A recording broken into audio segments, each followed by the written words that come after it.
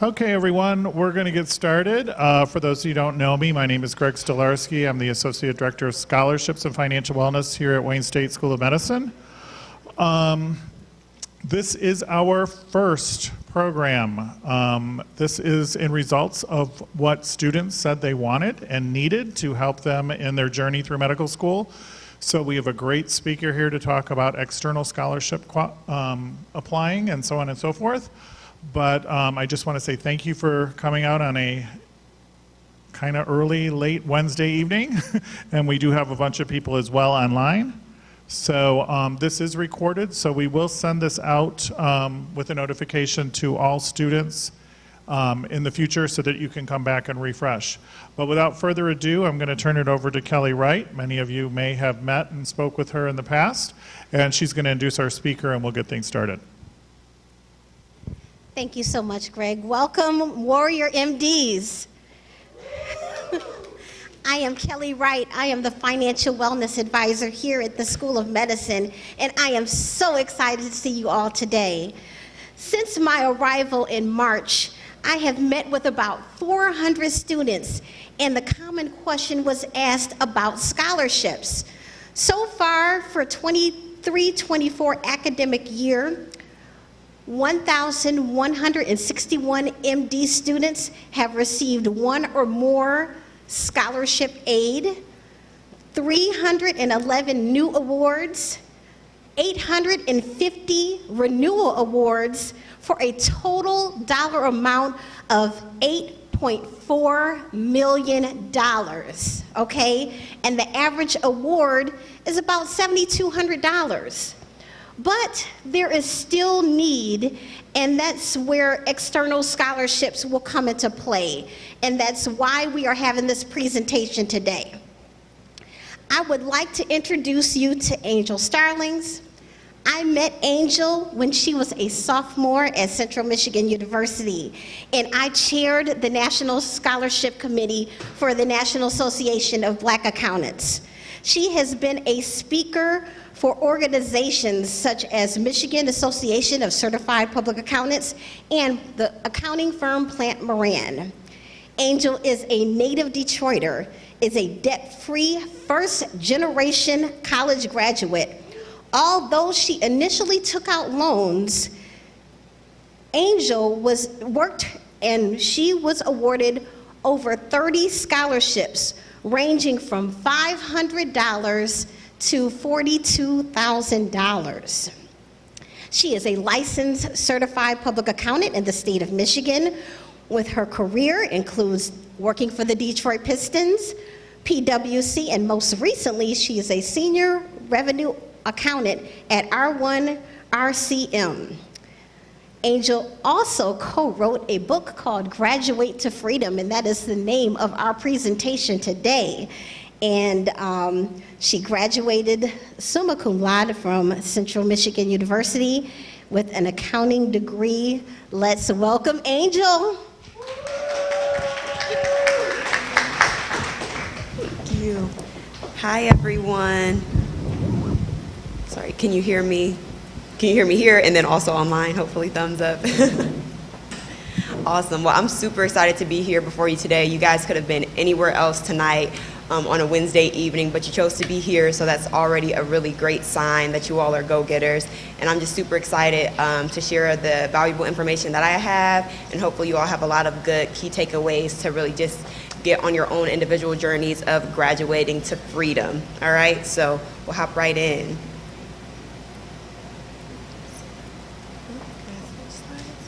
Actually, can I also do like a gauge of our audience? So how many are like first or second year med student? Okay, I see some hands. Any third or fourth year? Nice, okay, good. I just wanted to see. And how many have won at least one scholarship or know someone who's won at least one scholarship, undergrad or med school, you know? Yep, I see some hands, okay, good. All right, so let's go. There you go. Perfect. Awesome. Okay, sorry for technical difficulty. So the agenda for tonight, super brief, guys. I know you guys have lots of places to be, so I won't keep you here long, but we're going to talk about my own journey to freedom. We'll also talk about the right mindset that you need to have for freedom. And when I say freedom, I'm talking about financial freedom, but that freedom can be applied to so many other areas and facets of your life as well when you do have that freedom to choose what you want to do financially. We'll also talk about researching those different external scholarships, preparing for that scholarship application process to make sure you truly stand out, and then writing your way there as well, because a lot of these scholarships, of course, require essays, so there's truly no getting around that for the most part. And then, of course, I'll open it up to some Q&A to hear from everyone as well. All right, so one statistic that nobody likes, but it's the absolute truth, that there is $1.4 trillion of U.S. student loan debt. And again, the fact that you all are here today, I'm sharing that because I don't want you all to be a part of that. There's an average for medical students of around $200,000 per student graduating with debt. And then just thinking about every second, there's about $3,000 accrued as well. But the one statistic I really want us to focus on this slide is the nearly 30% of students, medical students specifically, that graduate with 0 student loans. And that is what I want us to keep in mind tonight, of being a part of that 30%. So, who am I? Like Kelly was letting you know, I'm a Detroit native from the East Side originally. Now I live in, yes, awesome. I'm also a certified public accountant. She shared my experience as well, just in public accounting, in sports, and now in healthcare technology. So it's kind of great to be here with some medical students. I feel like that is just perfect timing. I'm also an entrepreneur with my own apparel line, and then author, which is really why I'm here to speak on just that journey of graduating to freedom, which is the how-to guide of graduating debt-free from your university. As a first-generation college graduate, specifically from the inner city, I felt like this information was super valuable to get in the hands of different students, because if I can do it, that means you all can do it as well. I am not a unicorn or an anomaly. I just believe in working hard, putting in the time, and really being able to reap the rewards from that later on. So winning over 30 scholarships is definitely a part of the journey, but it doesn't show how many I didn't get as well. So we'll get into that as well a little bit later in the presentation. But overall, over $100,000 in scholarships. So I'm sure anybody could use $100,000 in scholarships today to, just put a dent in those medical costs. But my untraditional full ride is what I call it, because I wouldn't be here if I had the more traditional route of maybe one big lump sum check. It for sure would have been easier, but I wouldn't have been able to grow and really develop that kind of grit that got me here today. So the untraditional was actually taking out loans and then paying that back before, because as we'll get into later, just the mindset that I have of I don't have to have this debt. I don't want to normalize that for myself, and I'm hoping that you all don't have to normalize that either. So here is to everybody getting that untraditional full ride. So first is mindset for freedom. Biggest thing, just remaining diligent. I really want you guys to think about how to persevere through everything and just putting in that work. I believe, again, you wouldn't be here today, not just sitting in this room with me or online, but in medical school right now if you didn't have the kind of diligence to get here. And so using that kind of characteristic to now put forth that same energy in your scholarship application process is going to be huge. I believe in not leaving any free money on the table. So if you know there are scholarships out there, you need to be applying for them. Never being too busy for it, but really remaining diligent in that regard, and also confident. I don't want you guys to get discouraged as you are applying and might not get all of them. That's coming with the realistic piece of the 30 plus scholarships that I won. Let's say that I applied for maybe 60 of them, right? Like, I didn't win every single one, but I won enough of them to where I was able to pay for college, and that's my end goal at the end of the day. So not being discouraged in that process, not doubting yourself. I believe the more comfortable you get in writing your essays, finding scholarships, you'll build that confidence to truly believe that you will be graduating debt-free soon enough. Developing self-control in the sense of just that work ethic that we talked about. It does require some sacrifice. I know everybody's schedule is super duper busy, but just making time for it is the biggest thing. one thing I tell students is that I want you to learn from my mistakes and build on my successes. And so my mistake was not making time for it originally. I just felt like I was too busy. I always have an exam. There's always a paper due. I want to make time for friends. I also want to go to sleep. But at some point I had to sacrifice, whether that be hanging out or a little sleep. Like, I'm not saying be sleep deprived or anything like that, but sacrificing an hour at the end of the day to maybe work on that essay a little bit more or research a little bit more, sacrificing some scrolling on social media to instead scroll on some scholarship search engines to find some different things, and then ultimately thinking futuristically as well. I'm really big on finding your why.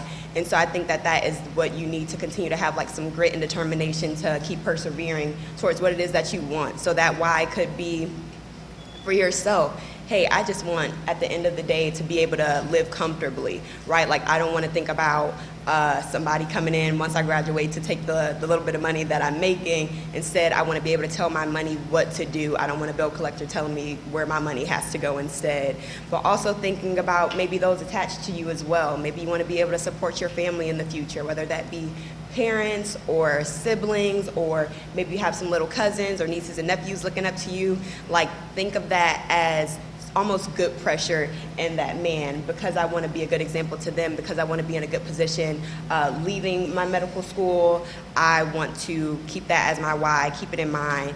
And so keep the faith as you're on this journey, speak it into existence, also write it. I'm big on that. So whether you write it on a sticky note and put it on your laptop or put it on a mirror that you're going to see every day, like, I want to be debt free, or, insert your name, put MD, debt free MD next to it. Like, that is what you want, because I truly believe in being a part of that. And because we saw that 30% statistic, although I'm a numbers person, I really am a faith person as well. So I'm believing for you guys that, hey, I will be a part of that 30% that graduates debt-free. So really keep that in mind and hold on to that hope as you embark on this awesome journey ahead. All right, so researching, we're getting into the practical tips now. So just overall basis of what these scholarships look like, right? We might be familiar with merit-based scholarships, which are normally awarded based on like our academics or athletics, artistic abilities. For a lot of you, that's going to be GPA or your MCAT scores or things like that. There are also need-based scholarships, which are usually based off of, let's say, like your household income not being over a certain amount. Then we have our renewable scholarships, which are huge for me, which are usually given at a set amount over a certain amount of years, right? So you might win $50,000 over 2 years. So year one, you might get $25,000, and then year two, you'll get $25,000. But the biggest thing with these is that as long as you keep up with the criteria of having a certain GPA or making the right involvements or whatever it might be that scholarship requires, then that's easy expected money year over year. Now, the non-renewable scholarships, which are also good, it just requires a little bit more work and that you reapply every single year. So this is good because if you won it before, at least you know what's needed to win it again. So I'm big on recycling those essays, recycling the things that you might have submitted for it to know that this is an award-winning application. So whatever I need to do or whatever I did in the past, let me reapply that now and make time for it. And it's good to know that a lot of these scholarships are going to be due at the same time every single year as well. So you can always keep that on your radar moving forward. So method number one to find these amazing scholarships, Google. Yes, Google. I know a lot of us use this for just looking up the score of the game or finding reviews on a restaurant, but this is also super useful in finding scholarships for you.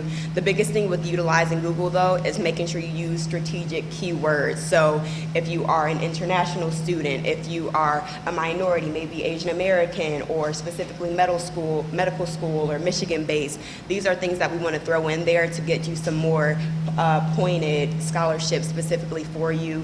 And even if you're a veteran or a dependent of a veteran, utilizing all of those as well.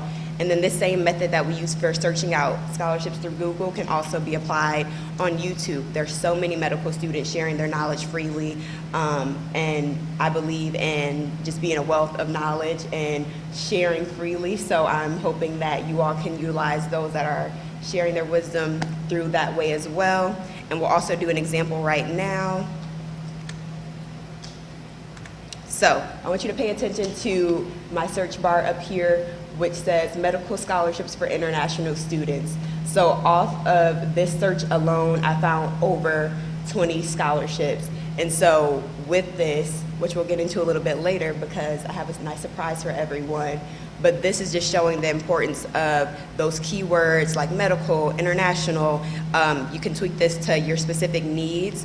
This is something that I highly encourage. And of course, you have to take some time to go through some of the links, make sure that they're legitimate and things like that. But beyond that, these definitely did show up with some great results that I know could be applicable to a lot of the students in the room and online. Next is going to be scholarship search engines. These are free search engines. Normally you are going to input your information and then they're going to pinpoint some scholarships for you, find the scholarships for you. So that could be through Chegg, that could be through FastWeb, scholarships.com. Taking the time to sign up for these free accounts is huge. I know a lot of these people think are geared towards undergrad, but there's so many available for medical students as well. And so utilizing each of these search platforms to get even more scholarships coming into you is super important. And it shows Sally Mae as well, because even though they are the loan people, they decided to be helpful and share some scholarships with the students as well, which is nice. Method number 3 is going to be professional organizations and sites. So you have the American Medical Association, AMA for short. Board Vitals is a great site as well. You have the Society of Interventional Radiology. All of those things are specifically catered to this profession. And for me, as an accounting major or professional now, that was huge for me. And organizations like NABA, which was the National Association of Black Accountants, or the AICPA, I'll spare you all the acronyms of PCAOB, all these things, but they were huge in that I got to utilize them on a local level, on a regional level, and then national as well for being able to obtain scholarships. So this is huge in that if you're a student member, some of these student memberships are free, which is awesome, but I remember my NABA scholarship or membership might have been maybe $35, yet I got tens of thousands of dollars in scholarships. So this is an avenue that I truly hope people seek out. Finding the free student memberships if possible. But I know that I've benefited a lot from being able to utilize those specific for my profession that I was going into.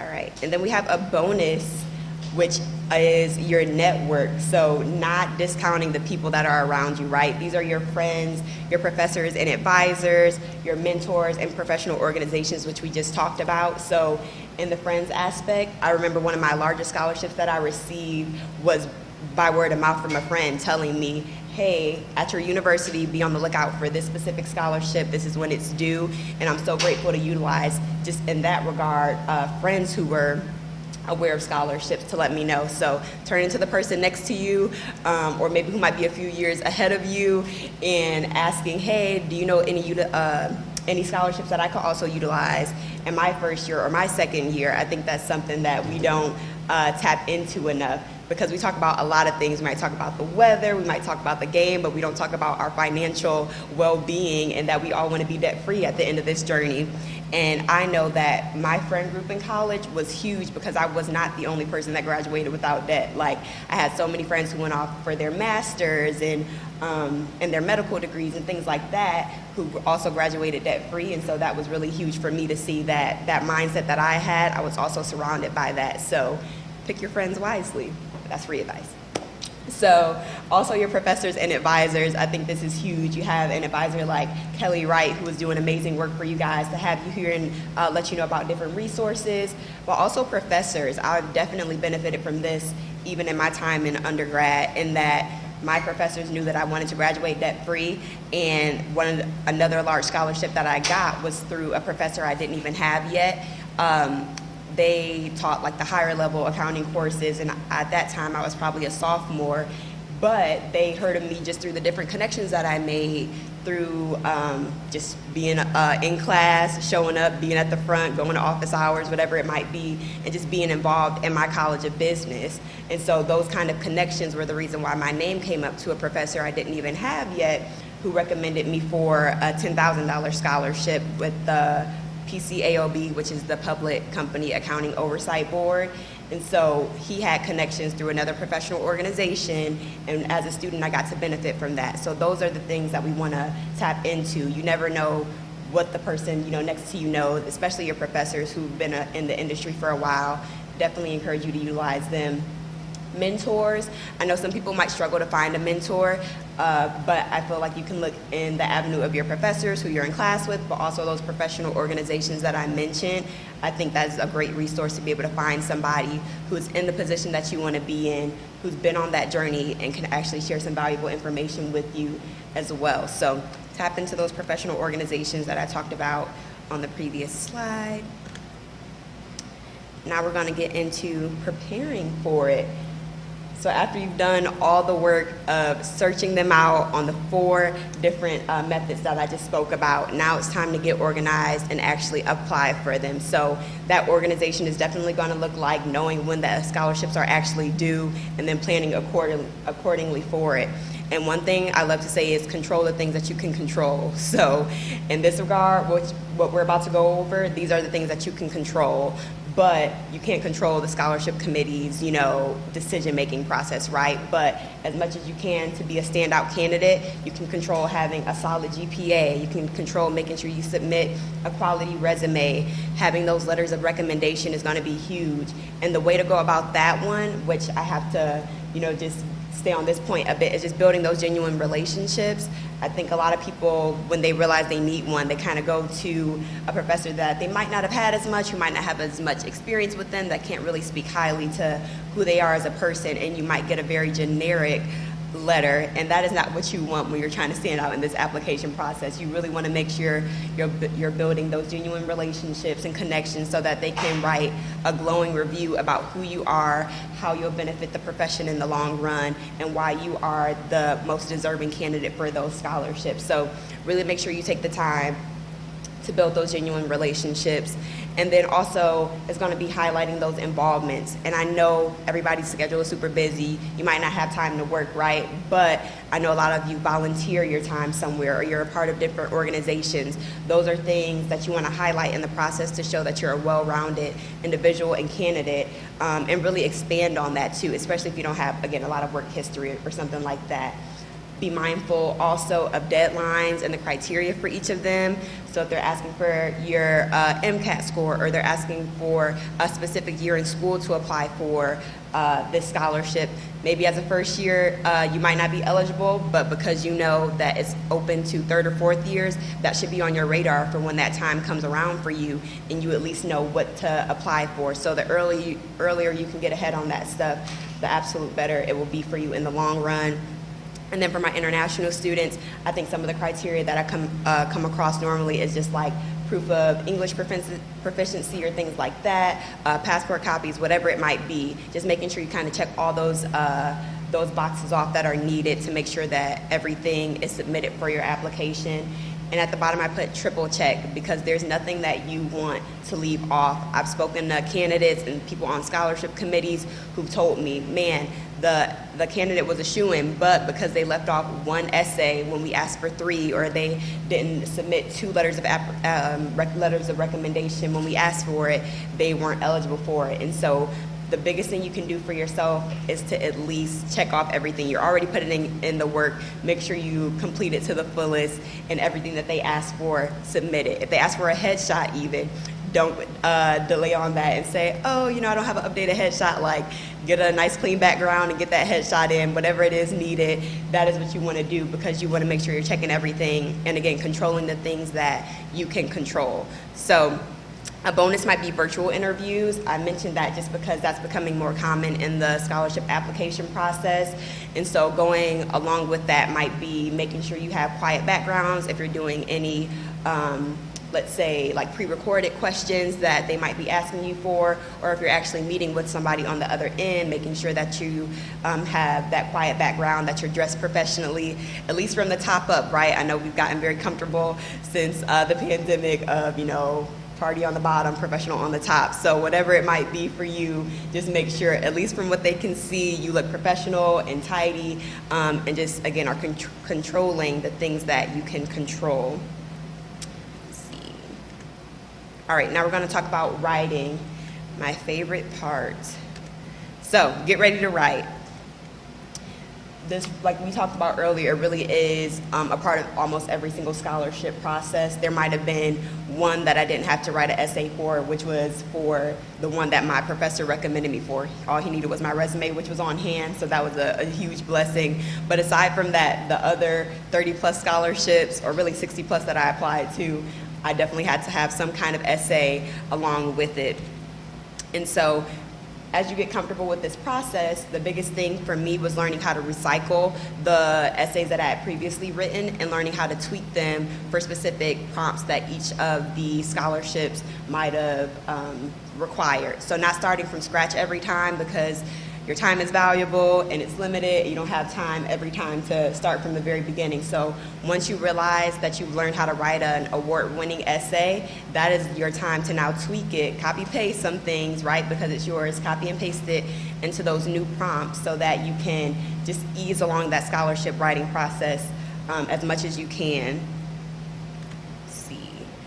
Next is going to be to have somebody proofread those essays for you. So that person could be a friend, it could be a professor, but also utilizing a university resource, which is your writing center or something along those lines, like bringing in your essays and having them go over it for you so that you can make sure there are no grammatical errors, that it flows well, that your message is eloquent but concise, not too wordy.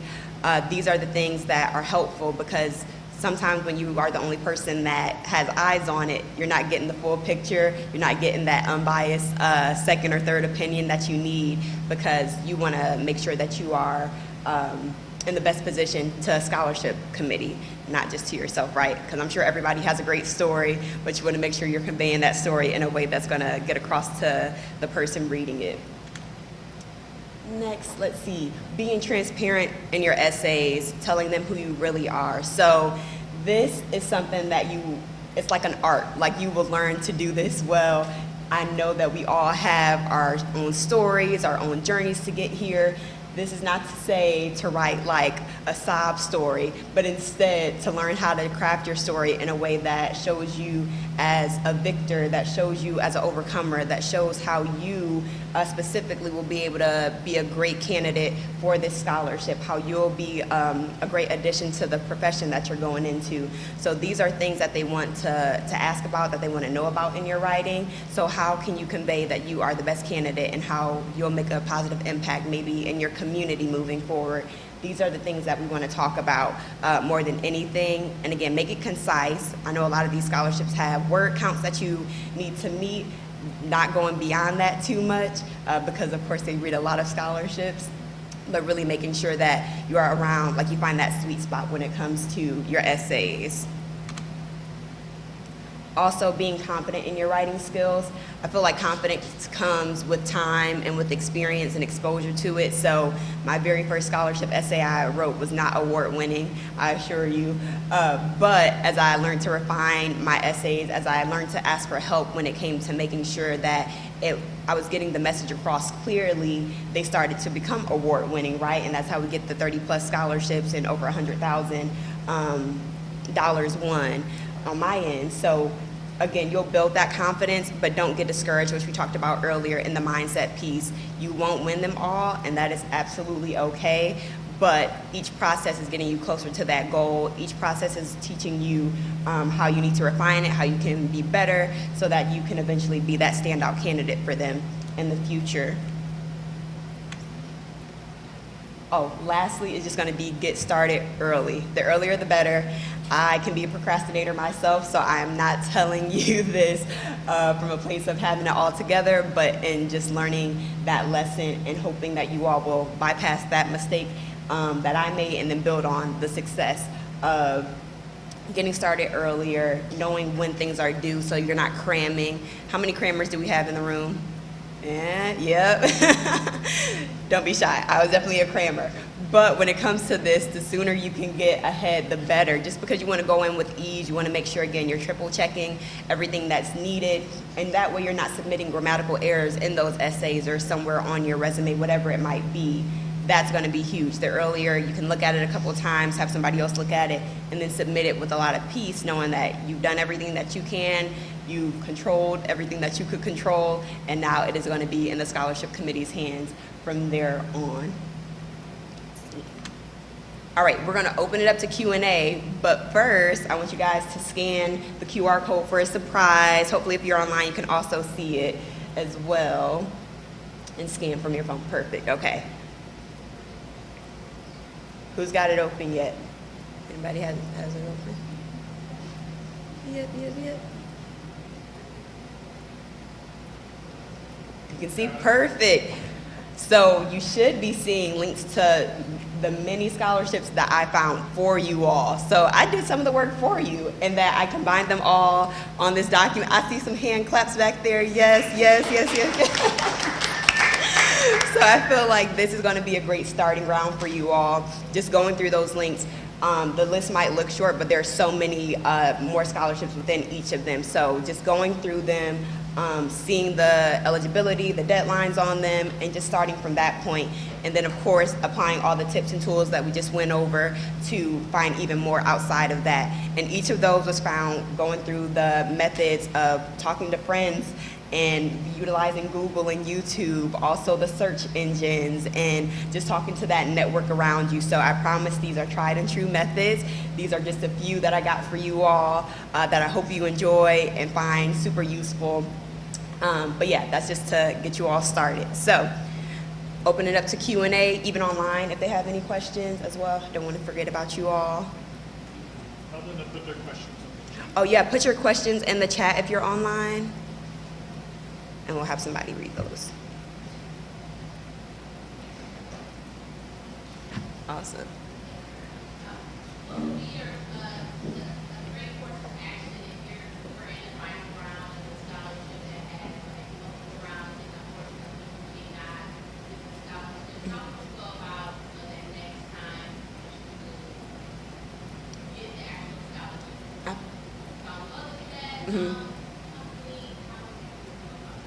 I love that question. Could you repeat the question? Just to make sure that everyone heard it in online? Absolutely. So I'm going to repeat it, and you let me know if I miss anything. The question was about if you've gotten to the final rounds of a scholarship application process, the interview process, and you actually didn't get it, what is a practical next step that you can take moving forward, right, to get it the next time around, reaching out to the company, whatever it might be. Did I know that question? Great. So, great question. First things first is the fact that you got that far is a huge piece to say, like, man, I got that far. I know I can get to that next step the next time around. So keeping that mindset piece that we talked about is going to be the first piece, to not get discouraged, because I know that's a hard thing. You had a lot of hope around it, but keeping the mindset of diligence and going back and trying again the next time, and then reaching out to somebody that you might have interviewed with, right, because they're a part of that scholarship committee process, and I'm sure that they are more than willing to say, hey, next time around, maybe it was this or that or the other. If you have their emails to follow up with by chance, I would definitely say go that route, but also keeping the right mindset that if you got that far, I know you can get even further, just taking that next leap, whatever it might be, to whether it's conveying your story even more, or I'm sure you didn't miss anything in the application process to get that far. So sometimes some feedback that I've gotten is that people aren't checking off everything even in the first initial application process, so they don't get to those final rounds. But as much as you can, reach out to the person that you interviewed with and get some feedback in that regard. And if it was multiple rounds, I would reach out to the multiple people that you spoke with, because there was something. And if you can tweak that for next year, I know you would be a shoo-in for getting it moving forward. Yep, great question. Any other questions online or in person? Nothing online. Hopefully no questions means like I explained everything super thoroughly. But I hope to answer any. Oh yeah, I got a thumbs up in the back. Yay. I'll still give it some time just in case.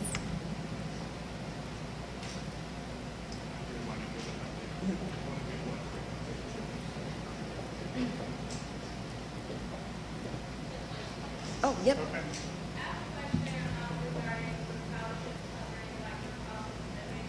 Yeah. Mm-hmm.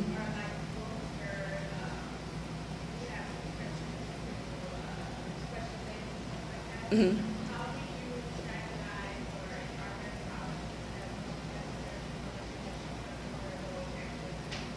Absolutely. So repeating that question, she was asking about basically finding those scholarships that might cover those outside of your normal class or tuition expenses, but that might be for cost of living, that might be for subscriptions that you might have to certain sites as a student. Did I cover the question? Yep. So another great question. One thing that I'll say is a lot of these scholarships are for all of your educational needs. So you don't have to specify where it's going to, but knowing that once you apply for the scholarship, no matter what amount, right? I got $500 scholarships. I also got, thousands of dollar scholarships. Each of those was super beneficial to me, even if it was covering books, right, with the $500. So I think the biggest thing is not overlooking the small ones. Sometimes we go right for the big ones, but looking at those smaller ones too, because a lot of them know, hey, this is going to be helpful or beneficial to them in some way. That's why somebody put it out there for you, and knowing that you can apply those to even those smaller outside of like your normal class expenses, because cost of living is still a thing, and you do have those books or whatever it might be. So normally the scholarship funds that you get, once you get them, you can use them accordingly to your needs as a student. But yeah, great question. Any others?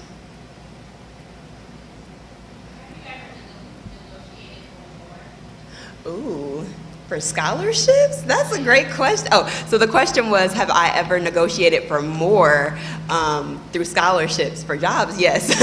For scholarships, I feel like the amounts are pretty set. Now, there can be tiers to the scholarship, so maybe it might be they gave away some $500 ones, some $5,000 ones. The biggest thing for me would probably be, what can I do to be eligible for those higher ones that your organization might be giving away? But normally their amounts are set just based off of scholarship donors and whatever it might be. But if you're at a specific organization that has multiple tiers or maybe multiple companies giving to you, then I would wonder what is the criteria for those higher ones. Not necessarily to negotiate with the scholarship committee or something like that, but for you to be prepared on your end to aim for the highest one if that's possible. But not much negotiation in the scholarship process. But you could try it out. I say never. So if you know they have some extra funds, go for it. Oh, yep.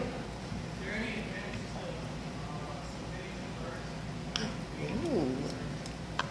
Yes. I love that question. So he asked if there is any advantage to being the first to submit your scholarship application, or if you're like waiting to the very end. And the answer is, it depends. So some scholarships are on a rolling basis, and for those scholarships, the earlier you submit it, the better. So that means first come, first serve. Once we're out of scholarship funds for that scholarship, then like tough luck if you decided to wait until that very end of the application deadline. So those are things that you want to do in your research process as you're getting organized, knowing which ones might be on a rolling basis, which ones have like a hard deadline that they don't mind if I submit at the very last minute at 11:59 p.m. on a whatever time. So just normally that's only beneficial if it's a rolling basis scholarship. But I think it's always to your advantage to get it done earlier at the same time too, just because it's off your plate, it's on theirs now, and you've done everything you can do. But that is only normally an issue or an advantage, I should say, for rolling basis scholarships. So great question. Oh, I see two. So 1, 2.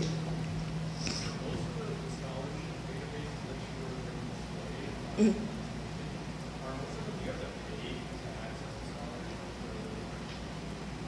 Great question. So he asked, most of the scholarship search engines that I shared in the presentation, do you actually have to pay for them, or are they free? And so for these scholarship search engines, they're all free. So a lot of this information is just readily available. You just sign in. Some you don't even have to create an account, but some it's more beneficial to create an account just because you can put your specific like information in, and then they can send you more targeted scholarships for the criteria that you meet, whether it be for medical school specifically, or just being in Michigan, whatever it might be. If you're first year, second year, third year, fourth year, those search engines help like narrow it down for you. So it takes out the legwork, which is nice. So yeah, normally free. All of those were free. So I hand in the back.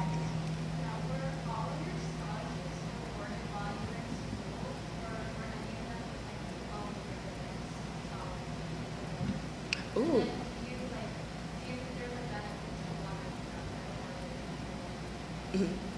So so the question was, were all of my scholarships awarded while I was in school, or did I take part in like any loan forgiveness, and were there any, with like a benefit to one or the other basically? Okay, great question. So for me, I would say almost all were awarded to me while I was in school, and then like through different internships or working, like I also got more funding through that. So the loan forgiveness piece I can't speak to as much, but shameless plug for an upcoming session for you all will be on loan forgiveness. So that'll be somebody who can speak more to how that benefits you all in the profession that you're going into, and how, you know, that public service role is gonna help with that loan forgiveness piece. Accountants don't get that much loan forgiveness. I don't think our career field is as selfless as medical, so that wasn't applicable to me, but I know that that will be applicable to you all, so hopefully come back to that session as soon as they share that with you.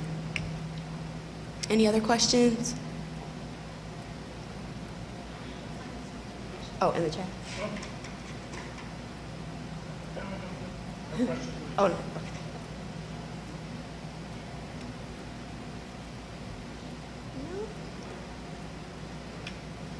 Good. All right. Well, thank you guys.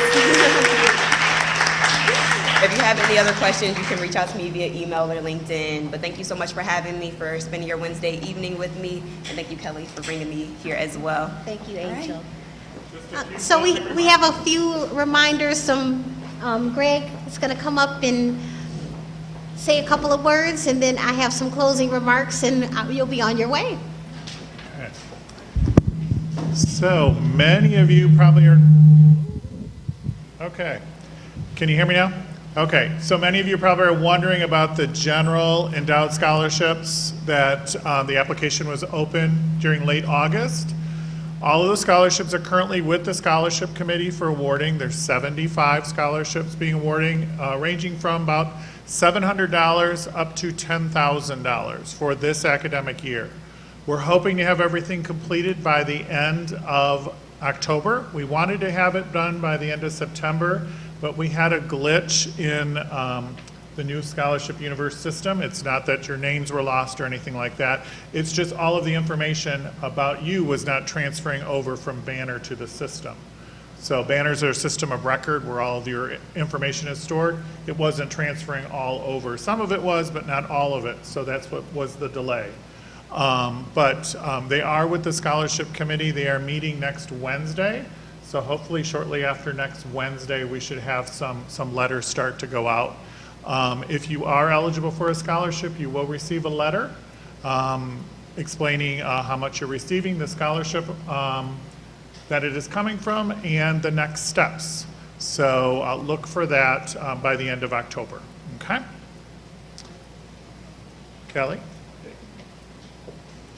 Thank you, Greg. So lastly, I just want to mention, Angel kind of hinted a little bit, but I want you all to save the date for Thursday, January 18th. We are going to be speaking about the public service loan forgiveness. I know a lot of you guys want information about that, so we are going to have a panel of experts that have actually gotten their loans forgiven. One pediatrician over $500,000, a couple other public service people $300,000. I mean, we're talking mountains of debt forgiven. So stay tuned. I know everyone is excited. They want to know what steps to take to do that, and they're going to tell you about, some things that they should have done earlier, so you guys don't have to make those same mistakes. And then Angel gave you some good information about some external scholarships. I just want to let you know that if there's some scholarships that you have some questions on, you need someone to look through it and give you some advice, that's why we are here. We're here to serve you. And my calendar is open. Please stop by, come see me. I would love to see you in person. Make a meeting with me. I would love to speak with you online. I am available, here to help you. If it's scholarships questions, if it's, resources or anything of that nature, getting on budget, and if you're coming, you have some emergencies and things of that nature, helping you to work with financial aid, to get a cost of attendance increase, anything of that nature. That is why we are here. We are here to serve you. So please utilize us. We want to help you. We want you to succeed, and we are just happy to be here to serve you. So that is all. Thank you so much, and we're here to help. Thank you.